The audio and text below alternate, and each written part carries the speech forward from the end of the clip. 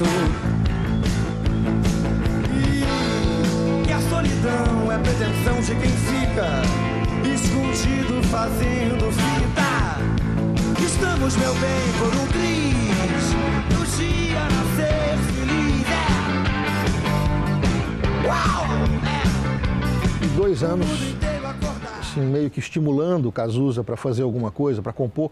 Desde que eu ouvi a primeira música dele, que era Down em Mim, eu achei que era perfeita para uma primeira composição de um cara, né, sei lá, que ele tinha o quê, 20, 21 anos quando fez a música. Você Não Soube Me Amar foi enviada para um festival da Globo e foi barrada, assim. Aí um mês depois, um mês e meio depois, a gente estourou total. Eu participava das gravações do Lulu iniciais, né? Ele me chamava para fazer um backing vocal ou uma flauta. O Lobão me chamou para fazer os backing vocals. Morávamos no mesmo prédio, como eu disse, né? Então o intercâmbio era muito fácil. E aí eu comecei a ver que eles estavam chegando realmente. Era exatamente aquilo, a voz que ia falar alto.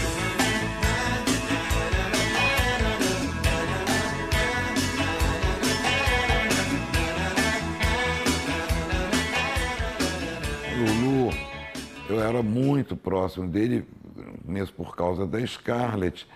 E durante 2 anos eu também fazia um programa de televisão, um talk show com a Scarlett Moon, aqui no Rio de Janeiro, que chamava Noites Cariocas também. O nosso primeiro grande sucesso foi o Bolero, Como uma Onda, que foi feito para o filme Garota Dourada. E eu me lembro que teve um aniversário dele, que ele morava aqui num prédio em frente, e um determinado ponto, assim, na festa, ele tava assim, uma galera no quarto de empregada, sabe? Então, um negócio meio hippie.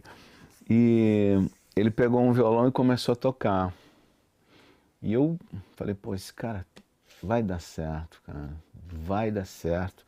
E aí eu tava trabalhando na Warner, já tinha produzido Frenéticas, foi o primeiro disco de ouro da Warner. Então eu já estava com uma certa credibilidade. Aí eu falei, olha, eu quero contratar o Lulu. E aí contratamos o Lulu e o cara tá aí até hoje. Nada do que foi será de novo do jeito que já foi um dia. Tudo passa, tudo sempre passará. Na vida vem em ondas como um mar. Por certas coisas nós fizemos para o Roberto Carlos. Na ideia foi essa, o tipo de música, que quando o Lulu me mostrou a melodia, eu falei, vamos mandar para o Rei. Eu fiz a letra, era um sentimento meu de momento, eu estava apaixonadaço ali, não sei o quê, aquelas... Tem certas coisas que eu não sei dizer. Tem certas coisas que eu não sei dizer. Um dos fundadores do pop nacional, eu diria, né? Uma das pessoas que concebeu isso e acreditou mais do que ninguém que seria possível tocar rock nos rádios no Brasil. Ele sempre foi muito, muito firme nessa coisa. E se tem alguma coisa que me estimulou a lutar por um espaço, foi ouvir Lulu tocando na rádio. Então, uma rivalidade saudável também, né? Poxa, se o Lulu conseguiu, é porque todos nós podemos conseguir. Então, eu diria que o Lulu teve uma influência enorme, né? É curioso, assim, porque o Lulu, ele tocava super bem nas rádios, era um sucesso, mas ele não era um grande vendedor de discos. E ele foi sedimentando a carreira aos poucos, né? Diferentemente do Rich e da Blitz, que saíram logo num patamar altíssimo de vendas, maior sucesso, não sei o quê. Eu não sei com quem que eu estava conversando, aí chega um cara que se apresenta como Lobão, né? Meu nome é Lobão. Eu falei, prazer, Lobão. Então o que é? Não, eu gravei essa fita aqui e o Inácio Machado estava com ele. É mesmo? Então eu gravei essa fita, nós fomos ouvir a fita. Cena de cinema e tal. Pra você ter uma ideia, Marina Lima nos vocais de apoio e na segunda guitarra, Lulu Santos, né? Ouvimos aquilo, me encantei pelo disco, toquei na íntegra, a fita dele. Só que aquela fita ali ele levou na gravadora, na época RCA, e meses depois ele voltou na rádio, dizendo que a RCA estava sabotando o disco dele, foi pro ar, denunciou isso e resolvemos o problema. Né? Então a rádio, além de ter lançado o Lobão, a rádio salvou o disco do Lobão. Qualquer lista que você faça, vamos dizer assim, de 10 mais, tem que estar o cena de cinema. Porque ele foi gravado com uma linguagem muito nova para a época, coisa de New Wave. E também tinha todo o pessoal que depois ia estourar, né? Tinha o Billy, que era da Blitz, tinha o Lulu fazendo guitarra, entendeu? Tinha a Marina fazendo vocal. Então a turma que ele reuniu ali era a turma que depois ia espalhar e fazer acontecer o rock brasileiro. Nosso orçamento não passou de seria R$1.000 hoje em dia. Mas era só para bancar todo mundo, assim, praticamente todo mundo. Não todos, mas praticamente todo mundo tocou de graça. E quem recebeu uma coisa muito simbólica. Mas era uma gravação de amigos, né, que apostavam naquilo. E aí o Bernardo me levou essa fita do Lobão e eu achei incrível, incrível. Eu adorei, virou um vício. E aí eu fui pedir para a rádio tocar o Lobão, abrir um espaço para os novos. E logo depois dessa fita do Lobão, a Scarlett Moon levou uma fita do Lulu chamada Luiz Maurício, que tinha uma música Batom. E aí eu comecei a ver que eles estavam chegando realmente.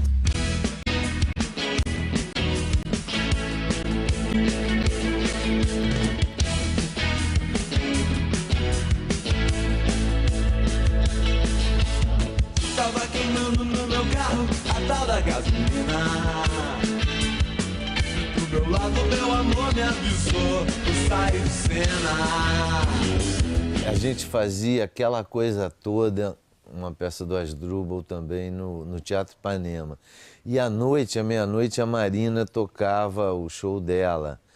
E os músicos vinham antes para ver a peça, a gente ficava depois e tal. E nas montagens da aparelhagem, de som, assim, a gente levava o violão e mostrava, pô, Lobão, olha essa música e tal. Antes da Marina chegar, ficava a gente levando um som. E as músicas que eram feitas em violas, assim, ganhavam um arranjo de bateria, baixo, sax, guitarra, impressionante. A gente ficava, caramba, essa é aquela música que a gente fez e tal.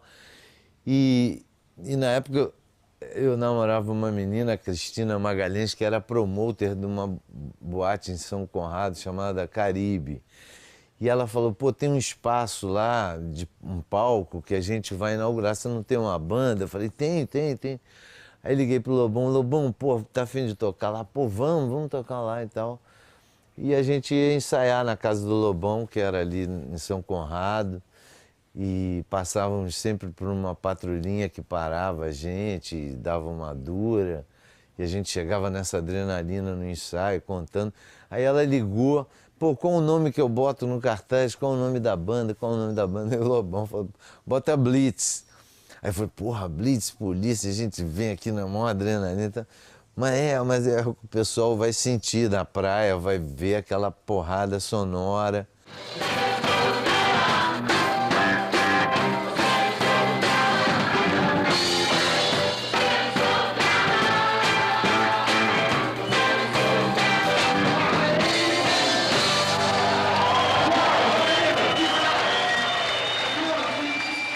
Eu participava das gravações do Lulu, iniciais, né? Ele me chamava para fazer um backing vocal, ou uma flauta. O Lobão me chamou para fazer os backing vocals. Morávamos no mesmo prédio, como eu disse, né? Então o intercâmbio era muito fácil. Ele morava no bloco B, eu morava no bloco A, lá em São Conrado. E ali os primeiros ensaios da Blitz aconteceram também nesse mesmo prédio. A Blitz, o Cena de Cinema, né, o primeiro disco da Blitz, e Voo de Coração, todos foram concebidos nesse prédio em São Conrado, assim que é a Estrada da Gávea 698. A Blitz, eu acho que ela dá uma oxigenada na música popular brasileira, né, no rock.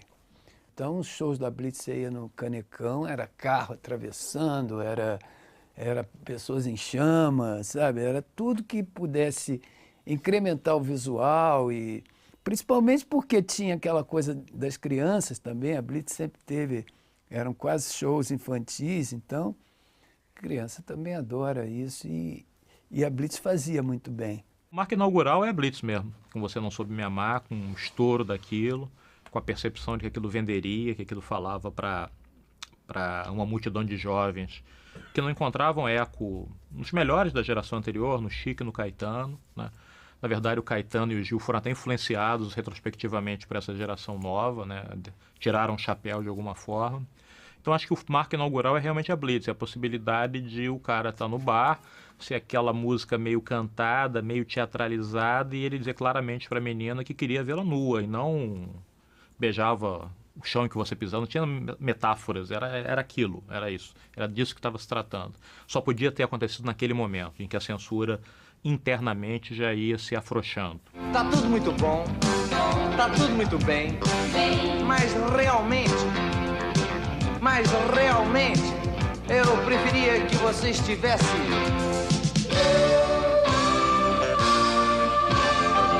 Você não soube me amar, você não soube me amar. A Blitz realmente, acho que apesar de Lulu já tá, Lobão já tá, mas foi realmente a ponta de lança, né? Tinha a parte visual, grande, pessoal muito bom, tinha a parte poética do Nuvem Cigana, Mandoentes por Acaso Estrelados, que era de performance, né? E a própria música, que era uma música alegre e que falava o que a juventude queria escutar. E não um discurso político engajado e universitário da MPB, né? Então foi realmente uma porta de entrada. Eles meteram o pé na porta e escancararam. Você Não Soube Me Amar foi enviada para um festival da Globo e foi barrada, assim. Aí um mês e meio depois, a gente estourou total.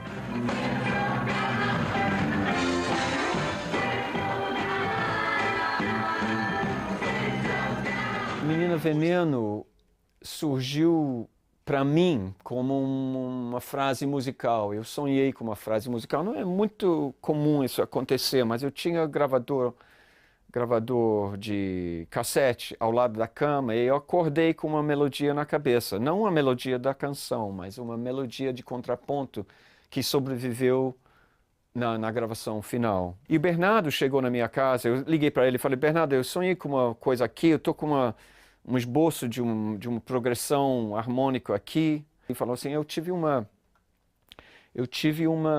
ideia de título, Menina Veneno.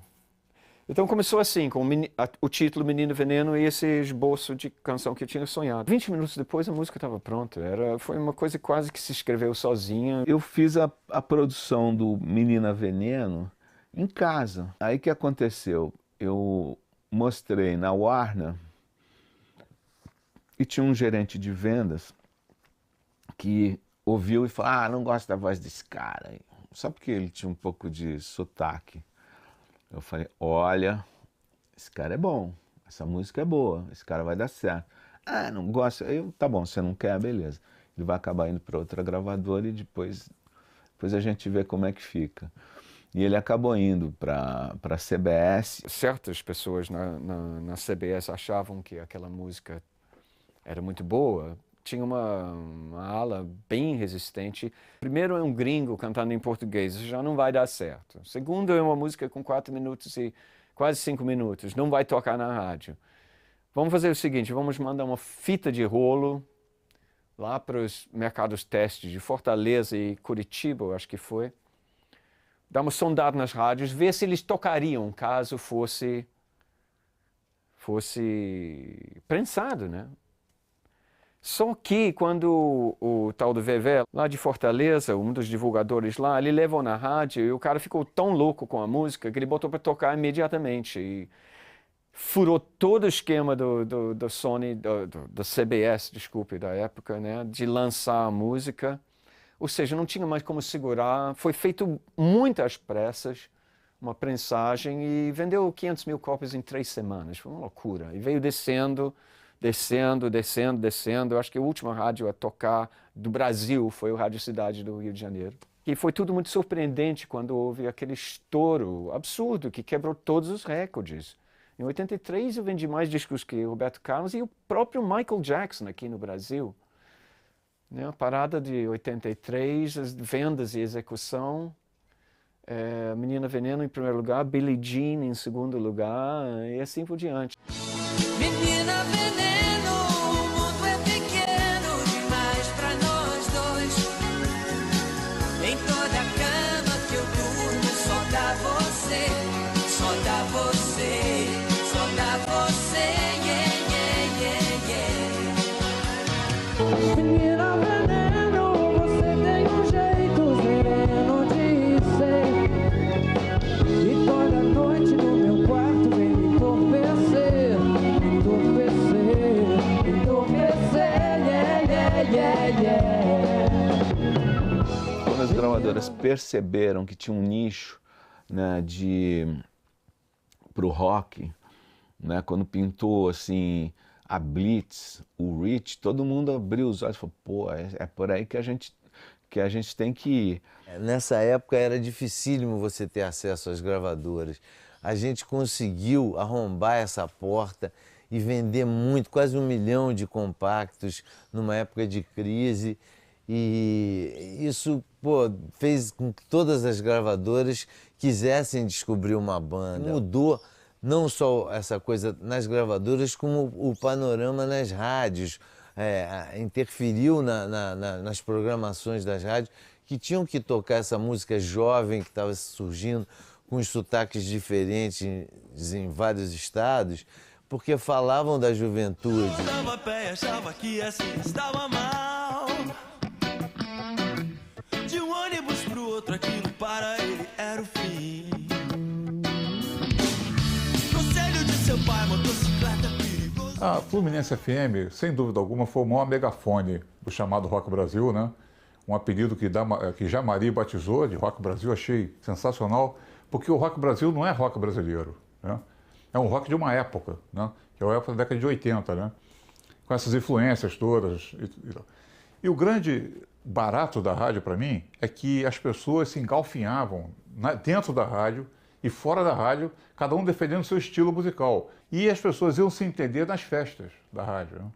Quarta dia de rock, que nós fizemos altas festas com o Lacome, então, o Álvaro Luiz. Então, essa misturada era sensacional, porque nós, por fazer a misturada, nós tocamos a geração 80, ou seja, o rock brasileiro.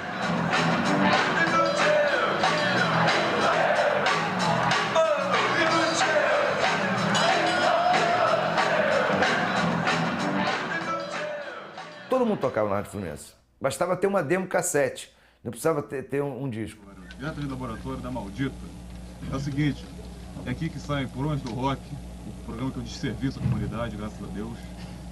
Toca Live, aqui que sai Satisfaction, e aqui que sai Pergaminho também agora, tá saindo Folha Maldita. E você que tá aí, se tem uma banda feminina, telefona, entra em contato que nós vamos lá, ok? As bandas que encaminhavam fitas para o Maurício e até o Hermano entregou então a fita do Vital e Sua Moto, gravada na casa da chamada Vovó Andina, que depois é uma música do Paralamas também, e os Paralamas arrastaram a Legião para dentro. E nesse mesmo, na mesma sequência também com o Maurício, veio o Biquíni Cavadão. Aí você vai ver, tem toda uma geração que começa do zero ali. A Blitz, por exemplo, eu conheci através de uma gravação feita em cassete no Circo Voador. O Circo Voador era do Arpoador. O cara levou lá Você Não Soube Me Amar, com o Lobão na bateria e tal. A gente mandou essa demo para o programa do Maurício Valadares, que o irmão do Hermes, já tinha um trânsito com o Maurício, porque o Maurício tocava tudo que era de avant-garde, né, na programação da rádio. O cara que tocou pela primeira vez o U2 no Brasil e tudo. Eu acho que se não fosse os Paralamas, talvez não existiria Legião Urbana, não sei. Em 82, quando eles lançaram o compacto, foi assim, uau! Né? Foi tipo algo que me encheu de ânimo e força. Eu falei assim, caramba, um disco, né? Você tem um disco de uma banda, assim, em geral era uma banda, enfim, grandes artistas, né? E estavam lá os meus amigos virando grandes artistas, né? Então era tipo, poxa, que incrível. A Rádio Fluminense foi a maternidade de várias bandas. Ela foi a mãe de bandas como Paralamas, Kid de Abelha, Legião Urbana, Plebe Rude e o Biquíni Cavadão. O Circo Voador é o pai, entendeu? O Circo Voador foi o nosso primeiro show, o primeiro show profissional do Biquíni. Até então a gente só tinha tocado em colégio. O circo foi desmontado no Arpoador em 2 meses depois que ele foi montado. Então eu achei que a gente tinha que fortalecer o voador, o conceito do circo. No Arpoador a gente fez uma ou duas vezes, tocamos, inclusive tocamos com a Blitz. Não tinha nem palco. Era parecido assim, mas não tinha nem palco. E o Circo Voador não, aí já na Lapa, já um pouco mais estruturado, mas ele sempre teve esse caráter meio transgressor, eu poderia dizer, porque não tem repressão, não tem nada, porque ela vai lá para curtir, para se divertir. E as pessoas, muita gente do lado do palco, artistas que queriam tocar, você entrava 3 da manhã, enfim, a plateia toda louca também junto, era uma experiência e tanto. Enquanto a gente pensava o circo, o Luiz Antônio fez a Rádio Fluminense, né? Então eu já tinha bastante intimidade com a rádio, de ouvir muito e ouvir as bandas. E eu comecei a listar as bandas que ele tinha e as bandas que eu conhecia. Assim, para o rock nacional foi importantíssimo ter um lugar para você mostrar para o grande público, né, que era a Rádio Fluminense, e um lugar para você se apresentar ao vivo, porque também não adianta você fazer músicas e não tocar, as pessoas não iam conhecer a banda. E de repente a gente tinha à nossa disposição essa coisa que nunca mais, é uma janela que nunca mais se abriu, né, para as bandas novas, de ter um lugar interessado em tocar tudo. Eles tocavam, a Rádio Fluminense tocava demo de fita cassete, com chiado e tudo, mas era banda nova, ia lá, botava e tocava. E o Circo Voador tocava tudo também, porque no começo os shows não eram shows de uma banda só, eram shows de várias bandas. Eu me lembro, o primeiro show que a gente fez, a gente tinha 6 músicas. A gente tocou as 6 músicas, acabou o show, mas naquele dia tinha Macalé, tinha Zé da Gaita, tinha várias bandas. Então a gente não precisava ter um show inteiro. Existiam as bandas, existia um lugar, existia uma rádio e também existia a imprensa, que começou também a tocar o tambor, né? A rádio mostrava as músicas, eu, Ana Maria Baiano, Tom Leão, a gente tocava o tambor e fomos amplificando o negócio e foi rápido. Foi rápido porque havia uma necessidade muito grande para aquilo naquele momento. Quer dizer, era o que as pessoas estavam querendo, estavam esperando.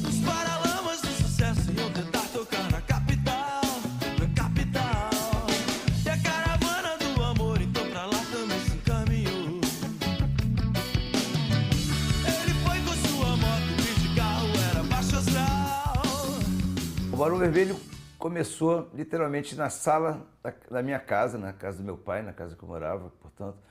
E primeiramente era eu e Guto, baterista, né, do grupo, Guto Goff, e estudávamos juntos no colégio, e começamos a ter...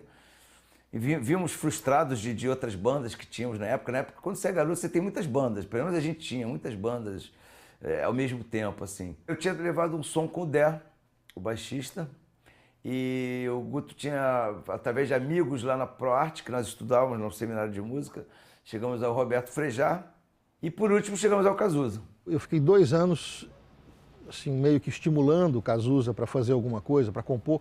Desde que eu ouvi a primeira música dele, que era Down em Mim, eu achei que era perfeita para uma primeira composição de um cara, né, sei lá, que ele tinha o quê, 20, 21 anos quando fez a música. Um sábado à noite, me entra o Zeca, que era um louco varrido, fantástico, genial. O Zeca entrou, falou, desculpa, Guto, mas eu tenho, naquela época, eu repito, era o cassete. Eu tenho um cassete, você tem que ouvir. O que é? Eu falei, ouve. E me diz que eu não sei se eu tô maluco, o Cisco tá aqui, é genial. Eu falei, tá, vamos ouvir. Botei o cassete. E aquilo era um ensaio numa garagem, realmente numa garagem, do Barão Vermelho. Eu entendi que aquilo ali era maravilhoso, as músicas, Down em Mim, estava tudo ali, entendeu? E eu pirei com aquilo, pirei mesmo. E falei, ô Zeca, ele falou, mas eu não sabia direito quem era, até que ele falou, não, é o Cazuza, filho do João. É o Roberto Frejá, filho do deputado. Frejá, olha a situação. Eu falei, cara, mas a gente tem que gravar isso. Eu vou só avisar o João que eu vou gravar o Cazuza e pronto, e quero gravar já. Para não dar tempo deles ficarem ensaiando e arrumando, vou gravar nessa semana agora. E gravei 2 ou 3 dias depois, eu estava no estúdio gravando o primeiro disco do Barão, que é um disco tecnicamente péssimo, é um disco de capa vermelha, é o primeiro disco dele. Mas eu fiz questão de que fosse desse jeito. Quando eu fui avisar o João, meu querido João, e o João se negou completamente. Ele falou, não vai fazer, não vai gravar esse disco com o Cazuza, eu não quero. Mas ele é genial, João. Não, mas eu não quero, não vai gravar aqui com ele. Mas por quê? Ele falou, não quero que se espalhe que meu filho é maconheiro, que meu filho é viado, e enfim, deixa ele quieto lá, deixa que ninguém precisa saber, principalmente a TV Globo precisa saber disso.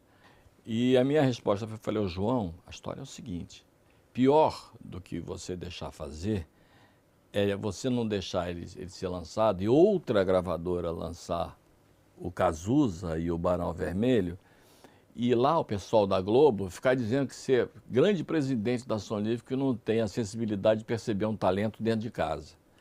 Nós vamos gravar esse disco. E foi assim que foi gravado o disco. O primeiro disco do grupo não foi exatamente um sucesso, na verdade. Eu diria até que nos irritou na época bastante, porque diversas bandas que estavam chegando até um pouco depois, a gente começaram a ter espaço nas rádios. E a gente não. E disco não vendeu nada no princípio. Todo dia que eu cruzava com o João nos corredores, o João falava, tá vendo? Não aconteceu nada. Eu te falei para você não fazer isso. Toda hora ele me sacaneava. Toda hora. Até que houve um show do Caetano Veloso no Canecão. Eu fui lá, estava com a minha mesinha sentado lá, com alguns amigos e tal, e 2 mesas ao lado, a mesa do João Araújo.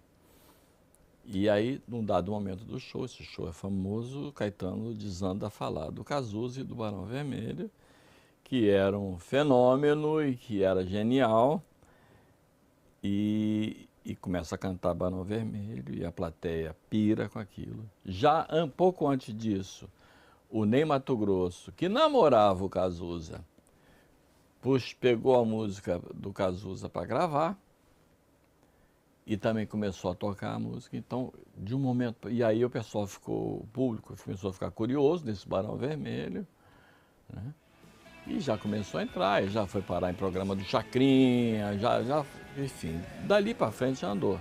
E o João ficou, graças a Deus, com a cara no chão e feliz da vida ao mesmo tempo e orgulhoso do filho maravilhoso que ele tem, ele e Lucinho. E nem me importa que 1000 raios partam, qualquer sentido vago de razão. Eu ando tão down, eu ando tão down.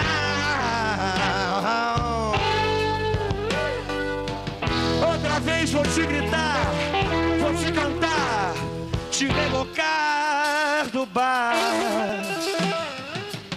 E as paredes do meu quarto vão assistir comigo a versão nova de uma velha história. E quando o sol vier socar a minha cara, com certeza você já foi embora. Eu ando tão down.